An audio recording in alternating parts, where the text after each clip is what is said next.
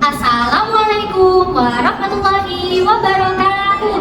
Halo teman-teman, kita dari kelompok 7 mata kuliah Manajemen Penyelenggaraan Makanan 2.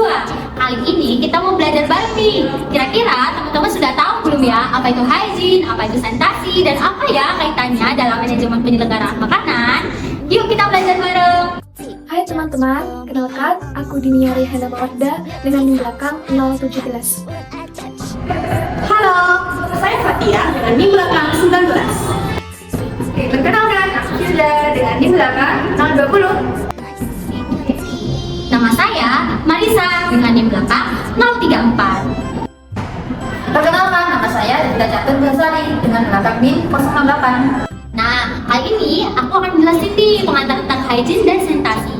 Hygiene adalah praktik dalam menjaga kebersihan diri, sedangkan sanitasi adalah upaya menjaga kebersihan subjek maupun objek yang ada di lingkungan.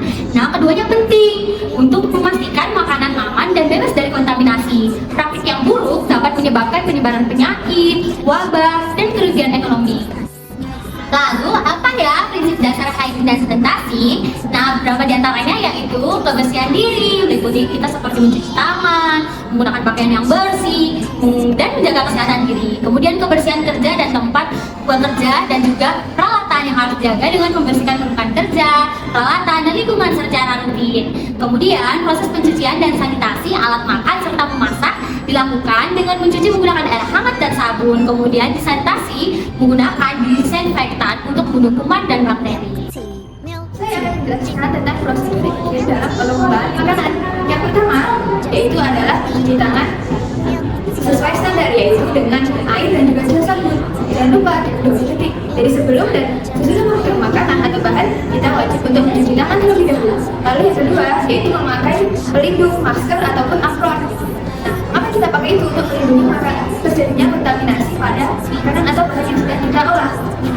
Lalu yang ketiga yaitu teknik penyimpanan FIFO, yaitu first in first out. Jadi bahan makanan yang pertama masuk, itulah yang pertama keluar. Jadi kalau kita memakai sayur itu terlebih dahulu, berarti sayur itu yang keluar lebih dahulu. Lalu selanjutnya yaitu pencegahan kontaminasi silang. Nah, pencegahan kontaminasi silang yang pertama yaitu pemisahan area kerja dan peralatan untuk bahan makanan mentah dan matang. Jadi untuk bahan makanan mentah dan matang haruslah dipisahkan dari area kerjanya dan alat yang digunakan untuk bahan makanan dan mentah dan juga matang untuk mengurangi risiko kontaminasi silang. Lalu yang kedua adalah penggunaan alat pemotong dan talenan yang berbeda untuk bahan mentah dan matang. Jadi talenan dan pisau yang digunakan untuk bahan mentah dan matang harusnya berbeda untuk menjaga dari kontaminasi silang ini tadi. Nah, selanjutnya saya akan sedikit menjelaskan tentang pengelolaan limbah makanan. Dalam pengelolaan limbah makanan, penting untuk menerapkan prosedur pembuangan sampah yang benar. Nah, jadi dalam manajemen limbah makanan, yang efektif itu mencakup pemisahan antara sampah organik dan non-organik, serta penerapan metode daur ulang untuk mengurangi dampak lingkungan. Selanjutnya, pengawasan dan pemeliharaan kebersihan. Pengawasan dan pemeliharaan kebersihan area kerja dapat direalisasikan dengan menyusun jadwal pembersihan dan sanitasi yang teratur. Dengan cara ini, kebersihan dapat dipantau dan dipertahankan secara konsisten, menjaga standar higienis dan sanitasi yang tinggi. Pemeriksaan dan pengujian kualitas. Pemeriksaan dan pengujian kualitas MPM di rumah sakit mencakup berbagai aspek untuk memastikan bahwa makanan yang disajikan aman, bergizi, dan memenuhi standar kualitas, seperti persiapan makanan yang higienis, kualitas makanan, regulasi dan standar higienis dan sanitasi. Regulasi dan standar higienis dan sanitasi di rumah sakit penting untuk memastikan keamanan dan kualitas makanan yang disajikan. Higienis sanitasi makanan adalah upaya untuk mengendalikan faktor makanan, orang, tempat, dan perlengkapan yang dapat atau mungkin dapat menimbulkan penyakit atau gangguan kesehatan.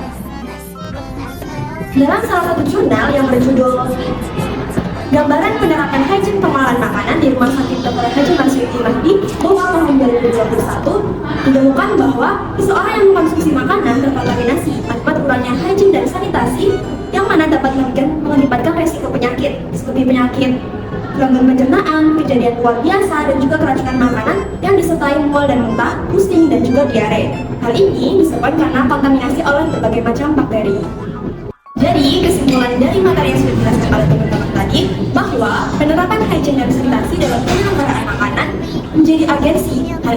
Hal tersebut agar tidak terjadi kontaminasi yang silang dan dapat menyebabkan berbagai kejadian luar biasa seperti keracunan makanan dan penyakit tertentu.